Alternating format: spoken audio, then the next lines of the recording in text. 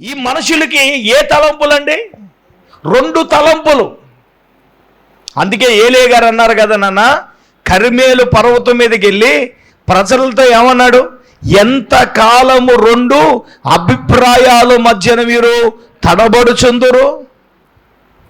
యెహోవా దేవుణ్ణైతే యెహోవా దేవుణ్ణే సేవించాలి, లేదా బయల దేవుణ్ణి అయితే మీలో ఏముండకూడదు? 2 తలంపులు ఉండకూడదు, 2 ఆలోచనలు ఉండకూడదు. అందరికీ అంతే కదా, 2 ఆలోచనలు.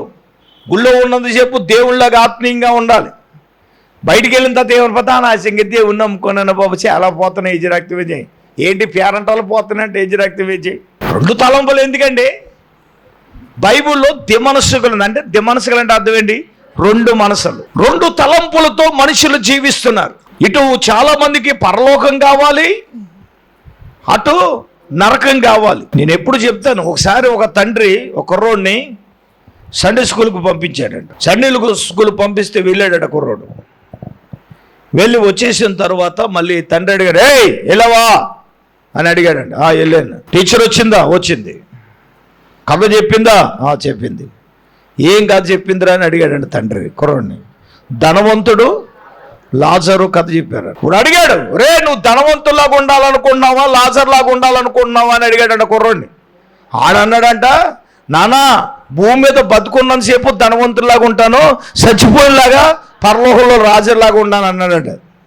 2 తలంపులు అంటే ఇదే. కొంతమంది లోకాన్ని వదలరు, దేవుణ్ణి వదలరు, భూలోకాన్ని వదలరు, పరలోకాన్ని వదలరు. అబ్బాయి సెట్ అవుదమ్మాయి. అబ్బాయి బైబిల్ చూడండి, 2 తలంపులతో జీవించకూడదు. ఓ డిసైడ్మెంట్ ఉండాలి మనకి, ఏదో ఒక తలంపు. నానా నీకు ఏక తలంపు లేకపోతే నీ జీవితం అంతా గందరగోళమే, నీవంతా కష్టాలు పోలే, అప్పులమయమే, నీ జీవితంలో మనశ్శాంతి ఉండదు. మరి నాకు మనశ్శాంతి లేదండి. అవునరా, నువ్వు 2 తలంపులతో బతికితే మనశ్శాంతి ఎక్కడ ఉండదు నీకు? మళ్ళీ నువ్వు 2 ఇల్లులు, మళ్ళీ నీకు అల్లలు పెద్ద ఇల్లోటి చిన్న ఇల్లోటి నీ బతుక్కి. నువ్వు ఒక ఇల్లుని మెయింటైన్ చేయలేక సత్తనం వేసి రక్తవే చేయి. మళ్ళీ ఇడు బతుకు, మళ్ళీని 2 ఇల్లులు కావాలి ఇడికి. పొద్దునేమో ఒక ఇంటికాడ ఉంటాడు, సాయంకాలం ఒక ఇంటికాడ ఉంటాడు. పరిశుద్ధుడు ఇడు మళ్ళీని. అంత పరిశుద్ధతో మరి దేవునికి స్తోత్రం. మరి అటువంటి వాళ్ళు కూడా సమాజానికి అవసరం. మరి సమాజంలో వాళ్ళకి ఇచ్చే వాల్యూ ఏంటంటే, ఎంత వాల్యూ ఇచ్చేస్తున్నారంటే అంత వాల్యూ ఇచ్చేస్తున్నారు. నిజమే, బుద్ధి లేకుండా మా ఊడు కూడా ఒకడు ఉన్నాడు హెచ్చరక్తి విజయ్. ఆడికి చెప్పాను, రే ఈడు బతుకేదండి, ఆడికి సిగ్గులేదండి హెచ్చరక్తి విజయ్. ప్రజలకి ఎలాగుందంటే అది దేవుడు హర్షించడు. 2 తలంపుల మధ్య జీవించేవాడు ఆడే కదా. వాక్యం లేనోడంటే ఏదో, ఎరగనోడంటే ఏదో ఏడ్చాడంటే దేవుడికి క్షమిస్తాడు. వాక్యం తెలిసిన నీవే అలా జీవించడం, అలాగ నీవు బ్రతకటం, దానిని కొంతమంది ఎంకరేజ్మెంట్ సపోర్ట్ చేయడం. అంటే నేను అంటున్నాను, ఆయన్ని సపోర్ట్ చేస్తున్నారండి, మీరు కూడా అదే బతుకు, అదే జీవితం కదా. తప్పును తప్పుగా నువ్వు ఖండించకుండా సమర్థించడం అంటే అర్థం ఏంటి? నువ్వు ఆ తప్పులో జీవిస్తున్నావు కాబట్టి నువ్వు ఎదరు వ్యక్తిని ఏం చేస్తున్నావు? ఏకదం ఖండించబడాలంతే. మొగమాటాలు దేనికి మొగమాటం? 2 తలంపులు మనలో ఉండకూడదు, 2 ఆలోచనలు ఉండకూడదు. ఇప్పుడు ఈ 2 తలంపుల మధ్యలో ఉన్న ఈ బలమైన ఈ గాడిద ఎవరికి కావలసిందో తెలుసా? ప్రభువునకు కావలసి ఉంది. నా ప్రియమైన వారులారా, ఈ రోజున సర్వలోకములో ఉన్న మానవాళ్ళు 2 తలంపులతో బతుకుతున్నారు నాన్న. యేసు ప్రభు ఎందుకు వచ్చాడు తెలుసా? నువ్వు 2 తలంపుల్లో జీవిస్తున్నా, నువ్వు ఎవరికి కావాలి నాన్న? యేసుకు కావాలి. ఎవరికి కావాలి? నువ్వు యేసుకు కావాలి. యేసు ప్రభు అందుకే కదా ఈ లోకంలోనికి వచ్చాడు. ఈ 2 దొడ్ల మధ్యలో ఉన్న ఈ గాడిద 2 తలంపులతో జీవిస్తున్న మానవులమైన మనకే సూచిస్తుంది కదా. ఈ రోజున నీవు ఈ బోధ ద్వారా నీ జీవితమైన మార్చుకో, బ్రతికైనా మార్చుకో. 2 తలంపులతో ఉన్న నీవు యేసయ్యకు అప్పగించుకో, నీ జీవితాన్ని, నీ బ్రతుకును దేవునికి అప్పగించుకో. ఇప్పుడు ఏలియా గారి గురించి చెప్తున్నాం కదా. అయితే మీకు నాకు మధ్యలో చిన్న పోటీ పెడదాం అన్నాడు. 450 మంది ప్రవక్తలు ఒక పక్కనుంటే ఏలియా గారు ఒక్కడే ఒక పక్కన ఉన్నాడుగా. ఏం చేయాలి? కండిషను, బలిపీఠం పెట్టాలి, దాని మీద ఒక ఎద్దును వధించి మాంసం పెట్టి మీరు మీ దేవునికి ఏం చేయాలి? ప్రార్థన చేస్తే ఆకాశం నుండి అగ్ని వచ్చి ఏం చేయాలి?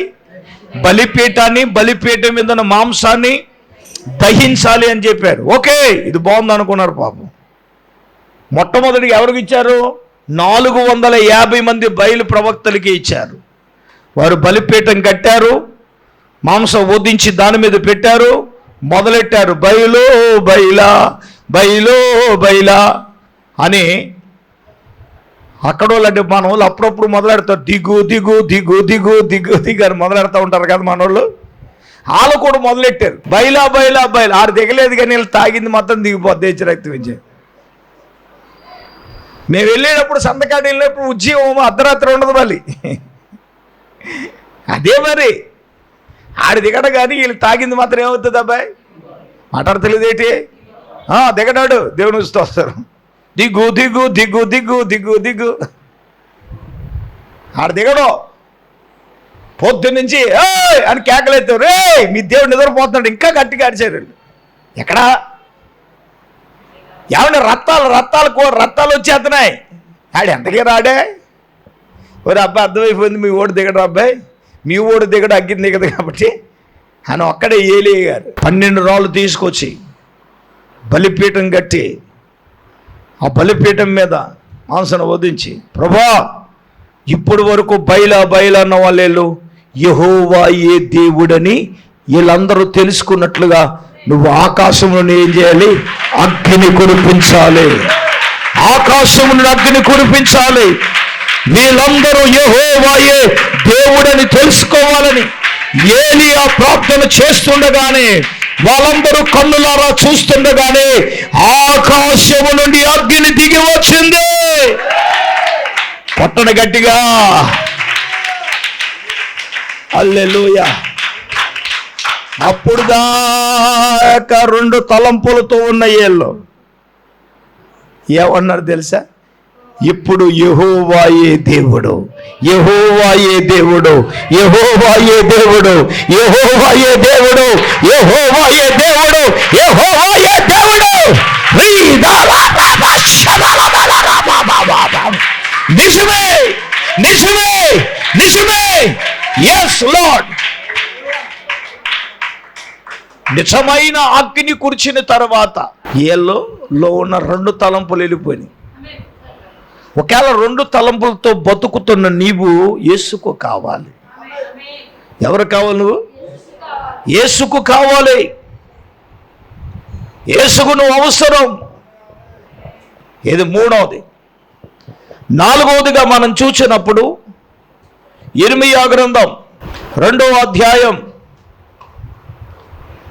24వ వచనాన్ని చదువుదాం. అరణ్యానికి అలవాటు పడిన అడవి గాడిదవు. చాలండి, ఇంక ఎక్స్ట్రాలు చదవద్దు, చాలు. ఇక్కడ ఏం కనపడుతుందంటే ఒక అడవి గాడిద కనపడుతుంది. ఏం కనపడుతుంది? ఈ అడవి గాడిద దేనికి అలవాటు పడిందంట? అరణ్యానికి. చెప్పండి ఏంటి? అవును, ఈ లోకం అనే అరణ్యములో, అంటే ఈ లోకానికి మనుషులు ఏమయ్యారు? అలవాటు పడ్డారు. చాలా అలవాట్లు ఉన్నాయి, చెప్పమంటారా? అరణ్యానికి అలవాట్లు, మనుషులకు కొన్ని అలవాట్లు ఉన్నాయి. అయ్యే జీవితాన్ని పాడు చేస్తున్నాయి నాయన.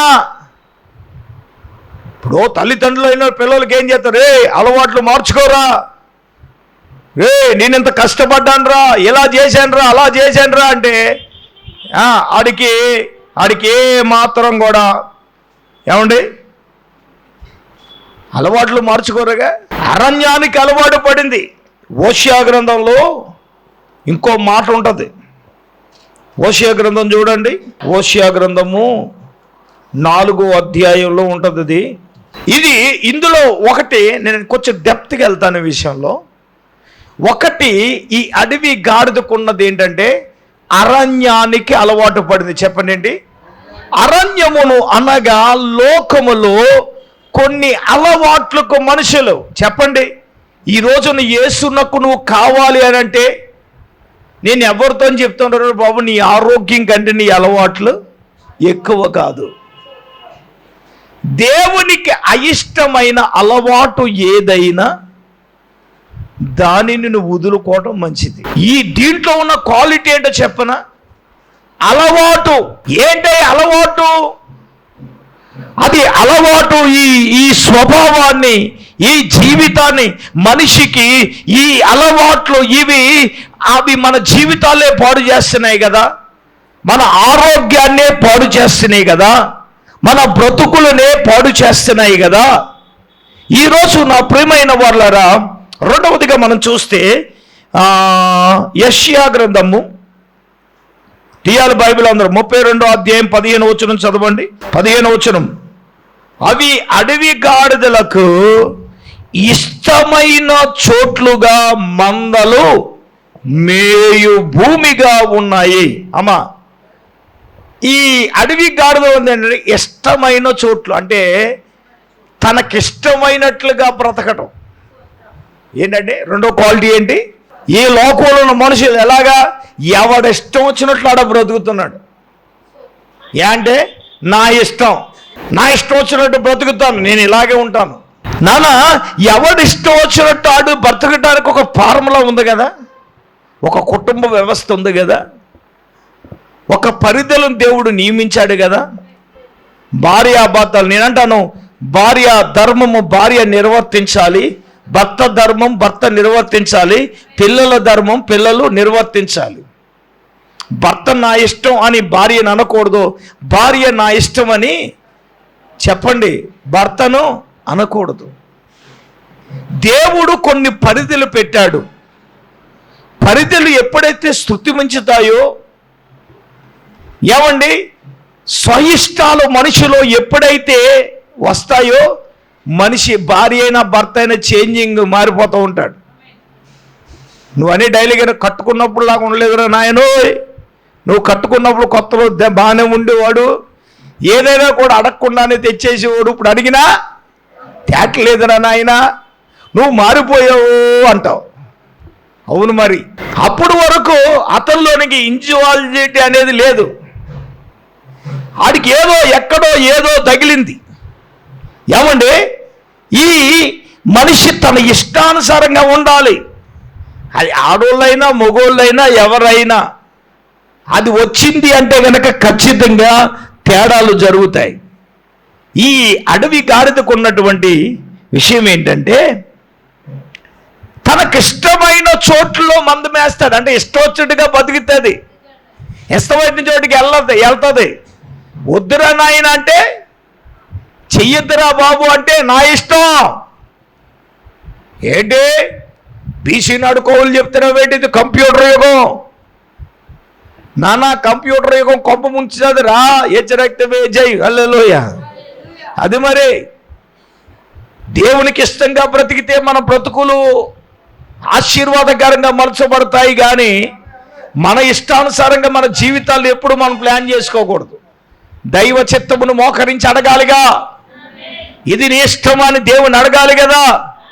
ఇప్పుడు నేనంటాను, నీ ఇష్టానుసారంగా నీవు జీవించినా కానీ నువ్వు ఎవరికి కావాలి? అది హల్లెలూయా. ప్రభువునకు మనము కావలసిన వారంగా మనం ఉన్నాము కదా. సరే, ఇంకా కొంచెం ముందుకెళితే 104 కీర్తనలు 11వ వాక్యంలో ఆయన అంటున్నారు, ఈ అడవు జంతువులను అన్నిటినీ దాహమిచ్చును, అయితే వాటి వలన ఈ అడవి గాడిదలు దప్పిక తీర్చుకొనెను. యోబు గ్రంథానికి వద్దాం. యోబు గ్రంథం 39వ అధ్యాయము 5వ వచనం చూస్తే, ఈ అడవి గాడిదంట స్వేచ్ఛగా పోనిచ్చేవాడు ఎవడు? ఈ అడవి గాడిదను 39:5 అమ్మా, ఈ అడవి గాడిద కట్లను విప్పగలిగినోడెవడు అని అంటే, ఇక్కడ ఈ అడవి గాడిదను స్వేచ్ఛ కావాలి. ఇప్పుడు ఏం కావాలి? చెప్పండి, మనుషులకి ఏం కావాలండి? స్వేచ్ఛ కావాలి కదా నాన్న. స్వేచ్ఛ అంటే ఏంటి? వేరుండు గోరు వాడంటే అర్థం ఏంటి? స్వేచ్ఛను కోరుకునేవాడంట వేరుండు గోరు. అమ్మల కుటుంబాలు మరి చెప్పాలి, మరి దేవుని స్తోత్రం చెప్పకుండా తప్పదు. మరి దీనికి అత్తగారు అడ్డు ఉండకూడదు, మాంగారెడ్డి అంతకన్నా ఉండకూడదు. దేవుని స్తోత్రం. ఇక్కడే కాదు, టీవీ ముందు కూర్చున్న చాలా కుటుంబాలు అలాగే ఉన్నాయి. స్వేచ్ఛ కావాలి ఇప్పుడు. నానా, స్వేచ్ఛ అనేది దేనికి? ఈ అడవి గాడిదలో రెండు దీనికి కూడా కట్ల చేత కట్టబడి ఉందంట. స్వేచ్ఛ, కట్లు. అందరూ చెప్పండి ఏంటి? మనిషి ప్రతి ఒక్కరూ కూడా అదే కదా, స్వేచ్ఛను కోరుకుంటారు. స్వేచ్ఛగా ఉండాలి, స్వతంత్రంగా ఉండాలి. మనుషులకు కావలసినది ఏంటంటే ఈ స్వేచ్ఛే కదా నాన్న. నీ జీవితాన్ని కొంప ముంచేది అదే కదా. ఏమండి, నీ జీవితానికి, నీ జీవితము ప్రమాదములో పడడానికి గల కూడా రీజను, కారణం అదే కదా. ఏంటండి? స్వేచ్ఛ. అందరూ మాట్లాడండి. ఈ అడవి గాడిదకు బలిగిచ్చాడండి పాయింట్లు దేవుడు. అరణ్యానికి అలవాటు 2. అదే ఇష్టం వచ్చా మీరు మాట్లాడలేండి. ఎందుకే తగులుతున్నాయి మీకు? ఏజ్ రక్తం వేజేయి, అది మరి తగులుతుంది. మరి ఏజ్ రక్తం వేజేయి. మరి పామ్స్ అంటే మట్లట్టుకుని తిరిగేద్దాం అనుకుంటున్నారా? ఏజ్ రక్తం వేజేయి. అది కదా అబ్బాయి, నీ జీవితం మారాలి, నువ్వు కావాలని కాదు, మట్లట్టుకుని తిరగడం కాదు. బుద్ధి లేని బతుకు అదే. జీవితం మార్చుకోండి, అది కావాలి మనకి. 3వది ఏంటో దీనికి? స్వేచ్ఛ. ఏంటి చెప్పండి? స్వేచ్ఛ. 4 ఏంటి? కట్లు. ఇంకా మనం చూస్తే 11, 12 చదవండి. అయితే గాడిద పిల్ల, అడవి గాడిద పిల్ల నరుడై పుట్టినాడికి ఏంట? బుద్ధిహీనుడు అంటే ఏం కాడట? వివేకి కాడట.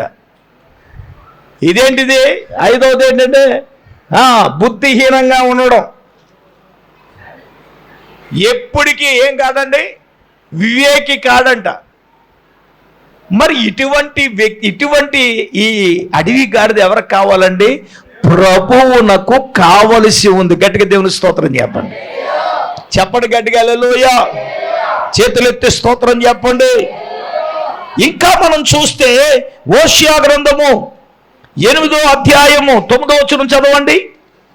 హోషేయ గ్రంథము 8వ అధ్యాయము 9వ వచనం. అడవి గార్ధబము అంటది.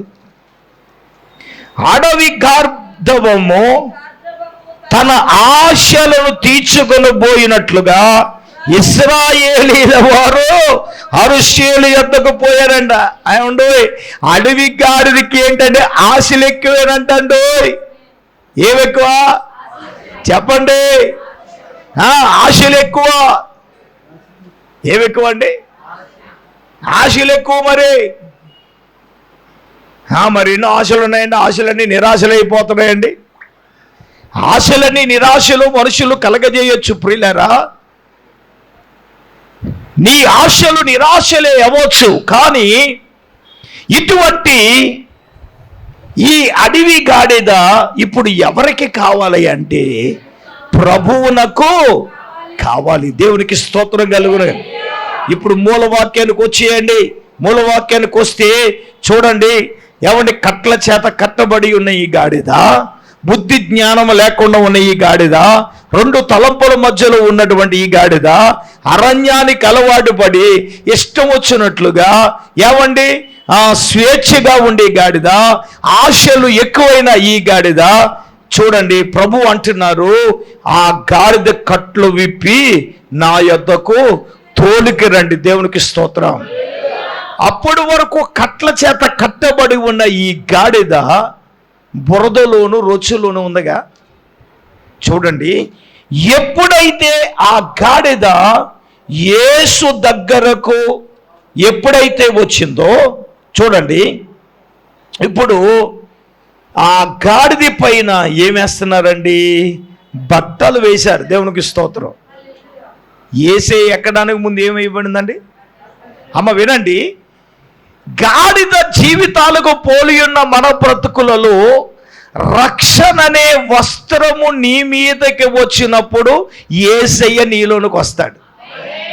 చెప్పండి గట్టిగా, స్తోత్రం చెప్పండి, హల్లెలూయా.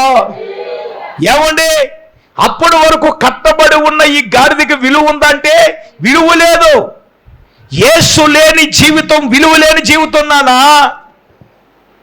అన్నీ ఉన్నాయి కానీ యేసు లేకపోతే నీ జీవితం సున్నాయి కదా, విలువ లేదు కదా ఈ గాడిదకు. ఎప్పుడైతే యేసు ప్రభు దగ్గరకు రాబడిందో ఆమె మీద ఏం కప్పారండి? బట్టలు కప్పారట. ఆయన ఎక్కాడు. ఆయన ఎక్కగానే ఈ గాడిద జాతకం మారిపోయింది. దేవునికి స్తోత్రం. అప్పుడు వరకు నేల మీద ఈ నడిచిన గాడిద ఇప్పుడు ఎక్కడ నడుతుంది నాన్న? చెప్పండి, ఇప్పుడు ఎక్కడ నడుస్తుంది? ఇప్పుడు ఎక్కడ నడుస్తుంది? నిజమే కదా. విలువ లేని గాడిద జీవితాలలోనికి యేసయ్య రాగానే, ఆయన రక్షణ వస్తువు రాగానే నీ జాతకం మారిపోతాయి, నీ ఉద్దేశాలు మారిపోతాయి, నీ ఆలోచనలు మారిపోతాయి.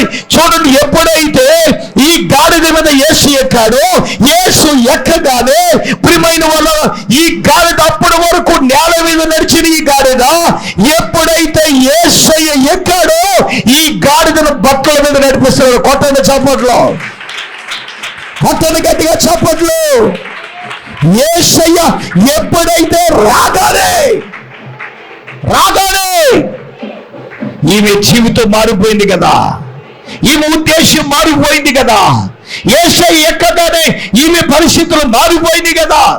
నా ప్రియమైన వాళ్ళరా, అప్పటి వరకు బురదలో ఉన్న ఈ గాడిద ఎప్పుడైతే వస్త్రాలు వేయబడ్డాయో, యేసయ్య ఎప్పుడైతే ఎక్కాడో, ఇప్పుడు ఈ గాడిద భూమి మీద నడవట్లా. చూడండి, వస్త్రాల మీద నడిపిస్తున్నారు. ఏమంటే దారి పొడుకునేస్తున్నారండి. ఈ మట్ల ఆదివారం ఎందుకు వచ్చిందో చెప్పనా? ఈ ఖర్జూరు మట్లు దారి పొడుగున పరుస్తూ ఓసన్నా జయము, ఓసన్నా జయము, ఓసన్నా జయము అని జయోత్సవంతో, నేనంటాను గాడిదను పోలిన మన జీవితాల్లో నువ్వు జయం లేకుండా ఉన్నావు.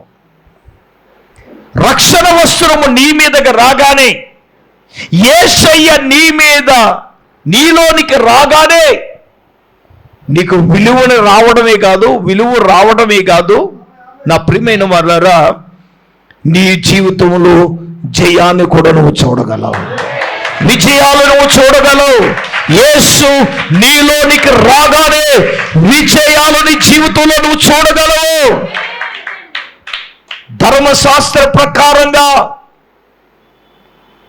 పనికి మాలిన మన జీవితాలు యేసయ్య ఎప్పుడైతే వస్తాడో నీ జీవితం మారిపోద్ది, నీ బ్రతుకు మారిపోద్ది కదా.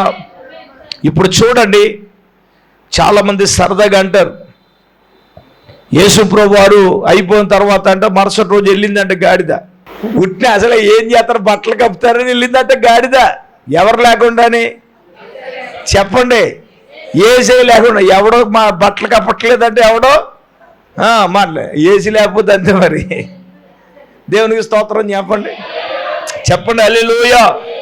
విజయోత్సవముతో అంటున్నాను, యేసయ్య నీలోనికి వస్తే నీ జీవితం విజయోత్సవాలు నీ జీవితంలో చూడు, విజయోత్సవం నీ జీవితంలో నువ్వు చూడగలవు.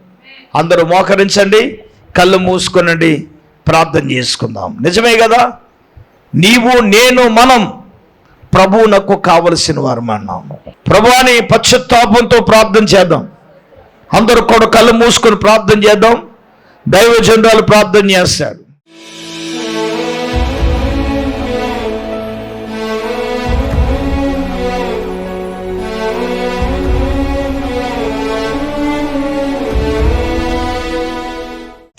స్తోత్రం స్తోత్రం స్తోత్రం స్తోత్రం స్తోత్రం స్తోత్రం స్తోత్రం. పరిశుద్ధుడు తండ్రి, మహోన్నతుడా నీకు వందనాలు ప్రభా. ఈ రాత్రి ప్రభా నాయనా నీ దాసులను సేవకులను అభిషేకించి ప్రభా నాయనా నీకు స్తోత్రాలు అయ్యా. నాయనా నా ప్రభా గాడిద గురించి ప్రభా అయ్యా నాయనా కొన్ని విషయాలు ప్రభా నీ వాక్యంలోంచి మీరు మాతో మాట్లాడారు తండ్రి. నాయనా నీకు స్తోత్రాలు ప్రభువా. కట్టబడిన గాడిద, నాయనా నీకు స్తోత్రాలు. పాపపు కట్ల చేత బంధింపబడిన నాయనా ఈ గాడిద ప్రభువుకు కావాలని ప్రభువా నాయనా శిష్యులను నాయనా గ్రామంలోనికి పంపించారు తండ్రి, నీకు వందనాలు. దయగల ప్రభువా నీకు స్తోత్రాలు నాయనా. అయ్యా నాయనా కట్టబడిన ఈ గాడిదలు ప్రభువా నీకు కావాలి తండ్రి. అయ్యా నాయనా నీకు స్తోత్రాలు ప్రభువా, స్తోత్రము నాయనా. విలువలేని ప్రభువా ఈ గాడిద నా ప్రభువా నీకు స్తోత్రాలు. ఎప్పుడైతే నాయనా ఈ గాడిద మీద నీవు ఎక్కావో ప్రభువా ఈ గాడిదకు విలువ వచ్చింది ప్రభువా నీకు స్తోత్రాలు.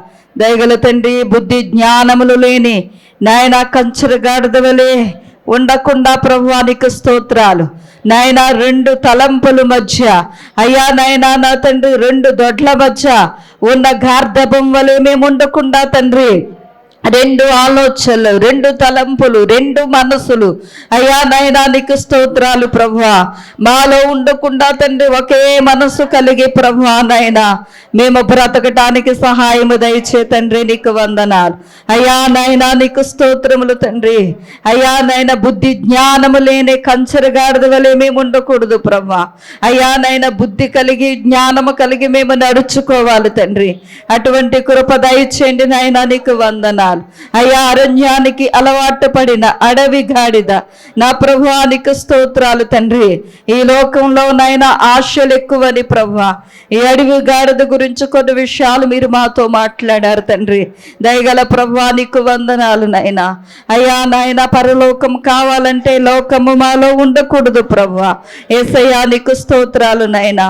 నీ కొరకు జీవించటానికి, నీ కొరకు బ్రతకటానికి ప్రభువా అయ్యా నాయనా నా తండ్రి నిన్ను మోసేవారముగా ప్రభా అయ్యా నీ రాజ్య భారాన్ని, నీ యొక్క పరిచర్య భారాన్ని, నీ యొక్క సువార్త భారాన్ని మేము మోసేవారముగా ఉండటానికి సహాయము దయచే తండ్రి నీకు వందనాలు. యేసయ్యా విత్తబడిన మాటలు మా హృదయాలలో నీరు కట్టి ఫలింపచ్చే నాయన నీకు వందనాలు తండ్రి. అయ్యా నా ప్రభువా నాయన నీకు స్తోత్రాలు. ఈ వాక్యాన్ని బట్టి మేము బుద్ధి తెచ్చుకొని ప్రభువా అయ్యా జ్ఞానము తెచ్చుకొని ప్రభువా నీకు వందనాలు. అయ్యా నాయన నీకు అప్పగించుకొని ప్రభువా నీకు వందనాలు తండ్రి. వాక్య ప్రకారంగా బ్రతకటానికి, జీవించడానికి నీ కృప మాకు దయచేసి మీరే మహిమ పొందమని యేసయ్య పరిశుద్ధ నామములో ప్రార్థన చేసి అడిగి వేడుకొనుచున్నాము మా పరమ తండ్రి. ఆమేన్, ఆమేన్. మన పరమ తండ్రి అయిన దేవుని ప్రేమ, మన ప్రభువును రక్షకుడైన యేసుక్రీస్తు ప్రభుల వారి యొక్క దివ్యమైన కృప, పరిశుద్ధాత్మ దేవుని కన్యుని సహవాసము ప్రభు బిడ్డలారా ఇక్కడ కొండలకు సదాకాలము తోడైండును గాక. ఆమేన్, ఆమేన్, ఆమేన్.